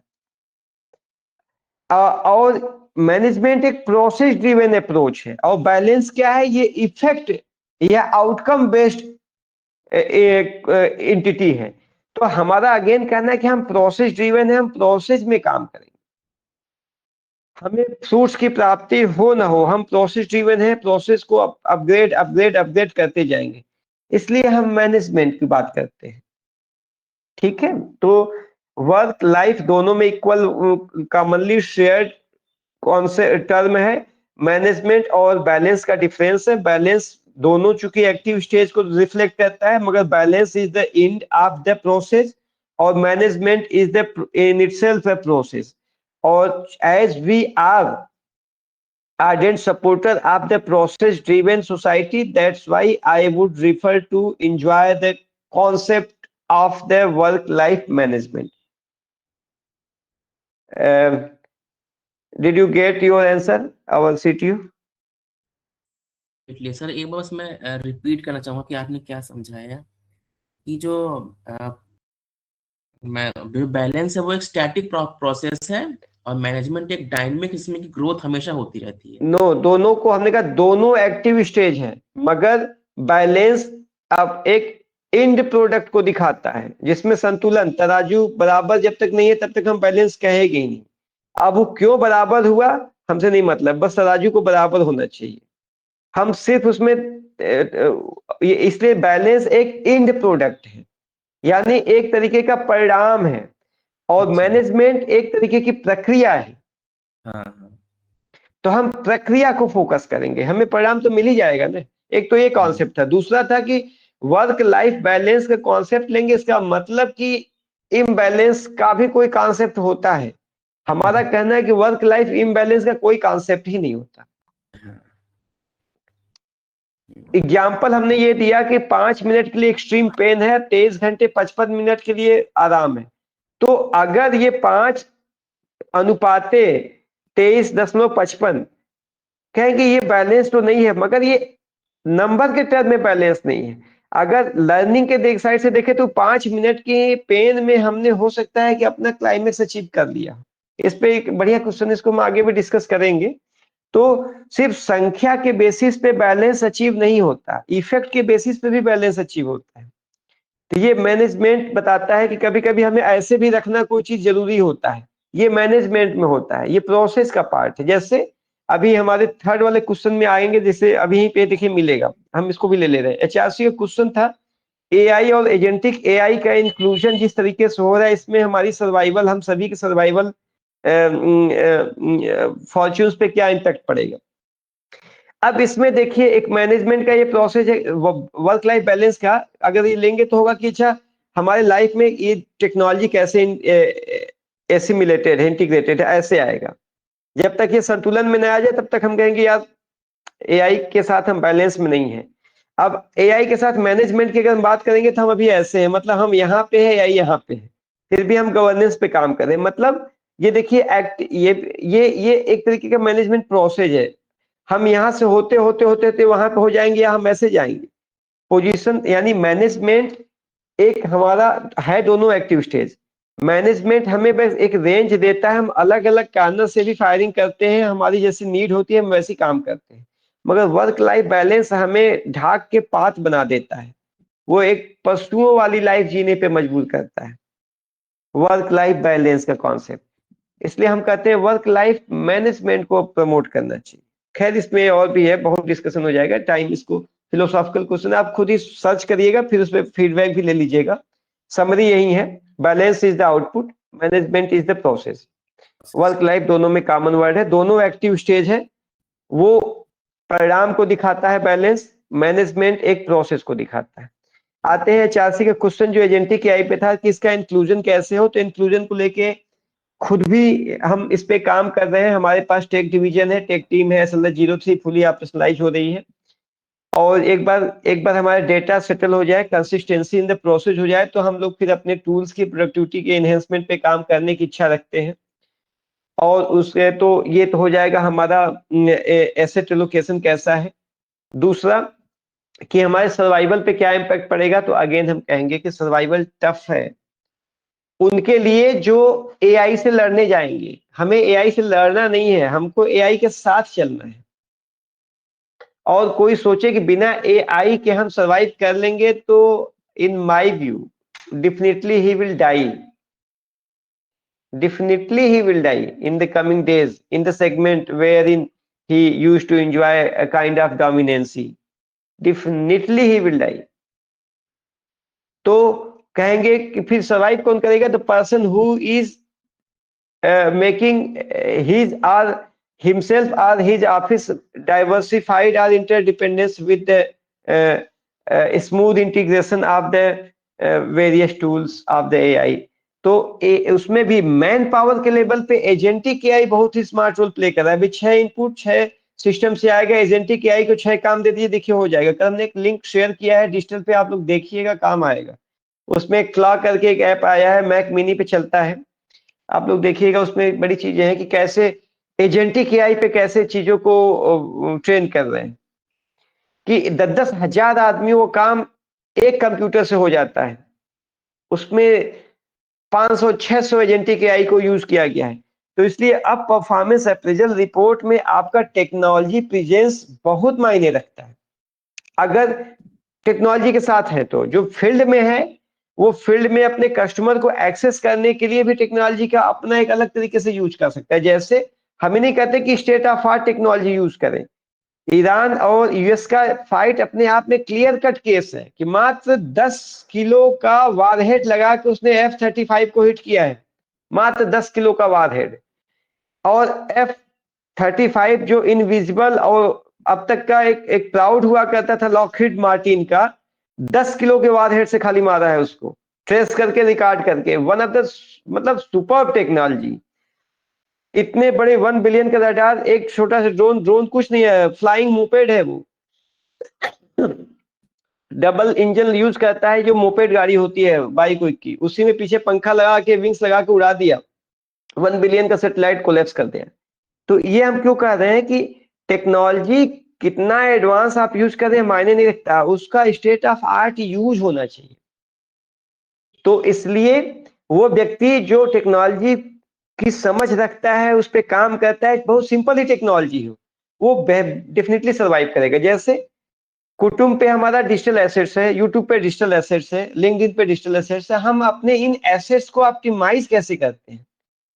गूगल मैप पे डिजिटल एसेट्स है, हम अपने वेबसाइट भी आ जाएगा, इन सब एसेट्स को हम कैसे ऑप्टिमाइज करते हैं, हम अपनी ब्रांडिंग में कैसे इस एसेट्स का यूटिलाइजेशन करते हैं कि मिस्टर एक्स आप क्या है, आई एम फला, I am suppose I am HRC, I am CPO, I am CTO, okay, in which organization, for which organization you are working to, तो कहेंगे कि फला, in this in what kind of activities this firm is engaged into, तो आप कुछ नहीं गए वहां पे, दिखाया ये हुआ ऐसे हुआ, हो गया, आपका पूरा टाइम बच गया। नहीं तो आप कैसे एक्सप्लेन करेंगे उसको? तो यही होता है कि हम स्टेट ऑफ आर्ट कैसे उसको यूज कैसे, इसलिए हम कहते हैं प्रोसेस ड्रिवन हम होंगे, हम उसके मल्टीपल यूज कैसे करें, उस पर हमें काम करना है, तो डेफिनेटली सर्वाइव कर लेंगे हम लोग। बस उसका हमारा एक्सपोजर टाइम कम होने से हम उसका एफिशिएंट यूज नहीं कर पा रहे हैं। अगेन आई एम सेइंग कि हमारे जितने एसेट्स है उसको हम लोग अभी बहुत ही अंडर यूज कर रहे हैं। ऑडिट रिपोर्ट यहाँ पे दिखता है टेक्नोलॉजी का, तो उसको और इम्प्रूव करने की जरूरत है।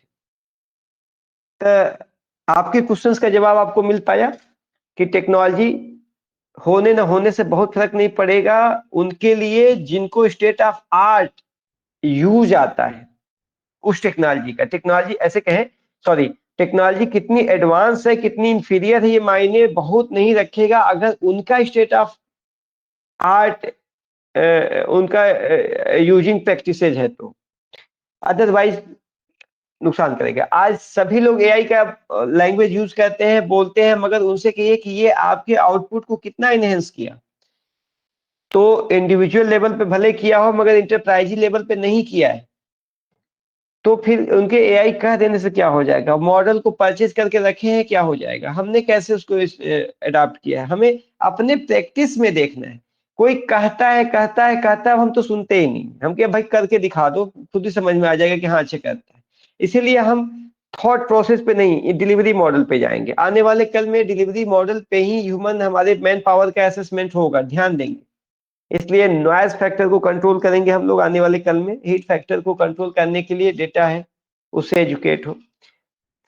तो हम अपनी बात रख पाए कि इंक्लूजन कैसे होगा और सर्वाइव कैसे करेंगे। HRC yes sir. ओके, आते हैं यादव पे। तो इनका था कि बताओ चीफ रिसर्च ऑफिसर, हमको हमारा अगर सेट ऑफ टास्क दे दिया जाए तो हमें डिलीवरी करने में सहूलियत होगी। तो रोल एंड रिस्पॉन्सिबिलिटी, इसको ऑफिस के लैंग्वेज में कहते हैं वर्क एलोकेशन कैसे हो। तो वर्क एलोकेशन जो हमने स्ट्रक्चर अभी हम लोगों ने स्ट्रक्चर को जो डिजाइन किया है, अब उसको रिफाइनमेंट पे काम हो रहा है। अब अगला फेज वही है जिसमें आपको वर्क एलोकेशन हो जाएगा कि ये डिपार्टमेंट का ये काम है, तो उसके हेड को अलॉट हो गया। अब वो हेड अपने डाउन द लाइन किस मैन पावर से क्या कराता है, ये उसका जुरिडिक्शन है, उसमें बैक ऑफिस से हमारा इंटरफेरेंस नहीं रहेगा। ठीक है, तो मैडम से यादव, आपका क्वेश्चन, आपका आंसर आपको मिल पाया?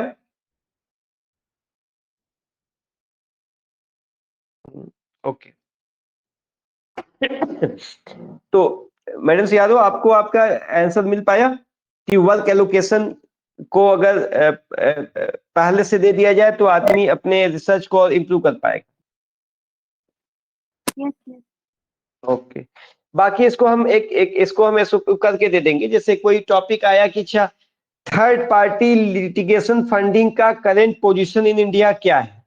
अब ये हमारा यादव है, अपना रिसर्च कर रहा है कि अच्छा थर्ड पार्टी लीगल फंडिंग कैसे होती है, कौन कौन से केस में हुआ है, लीगल रीजनिंग क्या है, कोर्ट का स्टैंड क्या है, कितने का मार्केट है, वर्ल्ड के किस कॉन्टिनेंट में कैसा परफॉर्म कर रहा है, अभी ग्लोबल ट्रांजेक्शन्स में इसका इंश्योरेंस सेगमेंट कैसे इसमें रोल प्ले कर रहा है। तो देखिए इस तरीके की चीज होगा, उसका ब्लूप्रिंट वगैरह मिल जाएगा इसको। तो ये धीरे धीरे धीरे करके हमने कहा ना कि डिपार्टमेंट वाइज वर्क एलोकेशन हो जाएगा। डिपार्टमेंट का चीफ अपने डाउन द लाइन कैसे उसको पास ऑन करता है, ये उसका अपना जुरिडिक्शन होगा।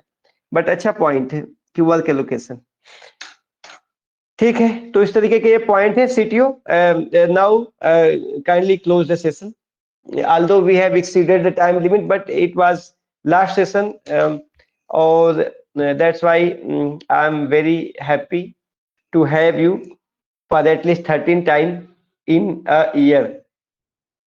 इस पूरी यात्रा में बोरियत बोझिल महसूस हुआ होगा, मगर हम आपको एश्योर करते हैं कि आपके ये जो वर्क ऑफ या आवर्स ऑफ सेक्रीफाइस है, डेफिनेटली आपको आने वाले कल में काम आएंगे।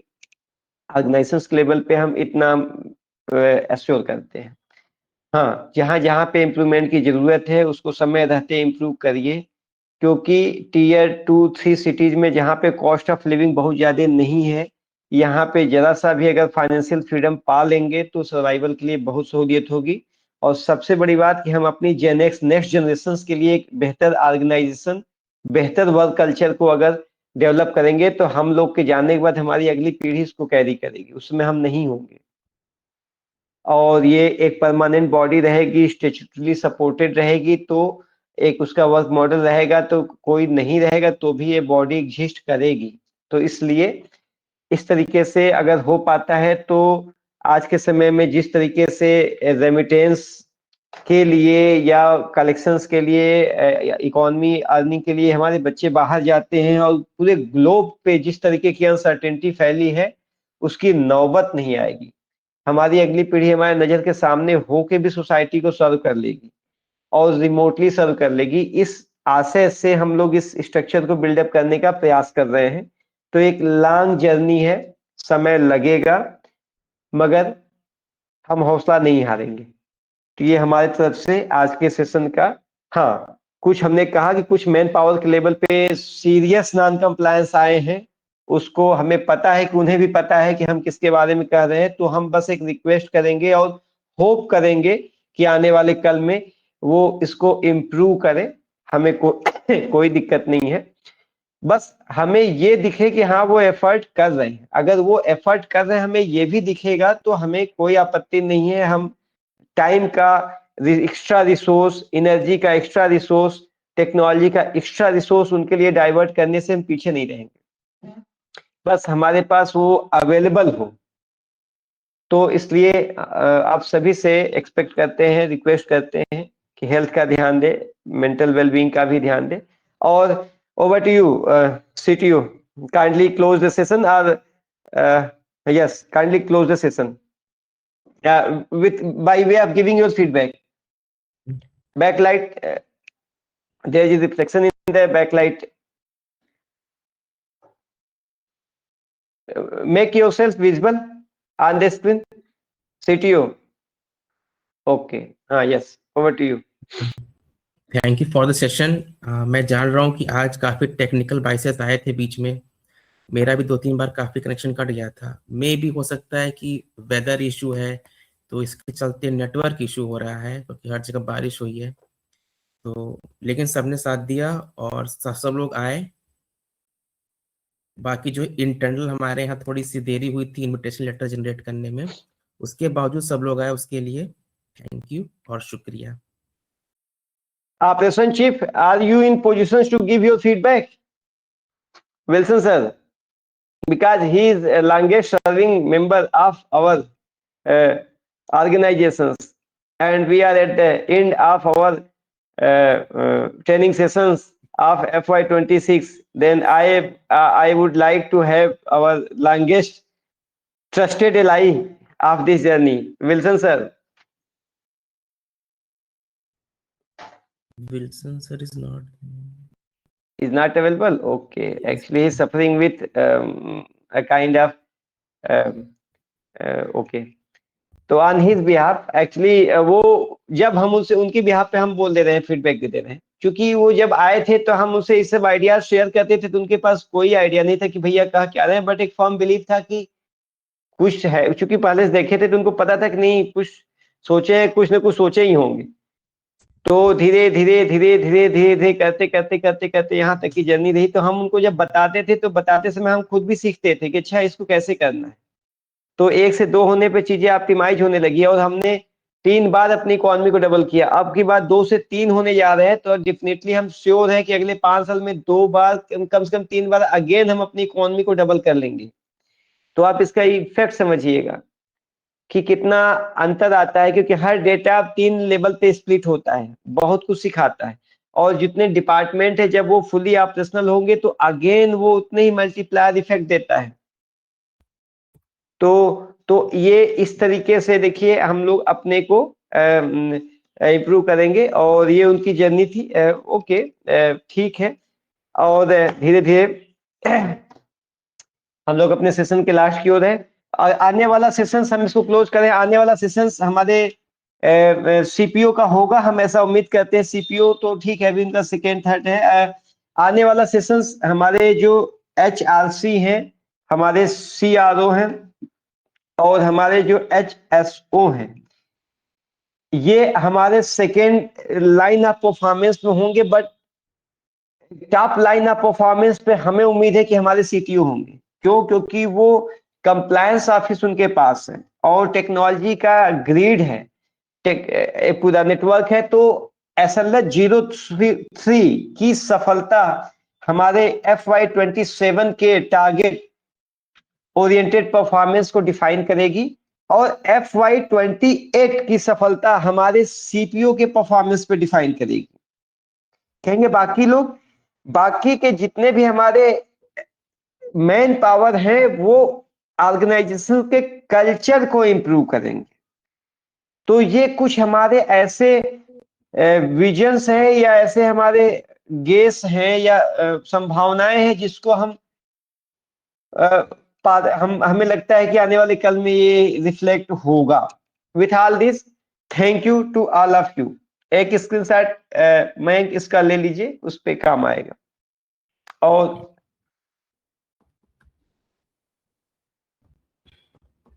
Okay sir, done.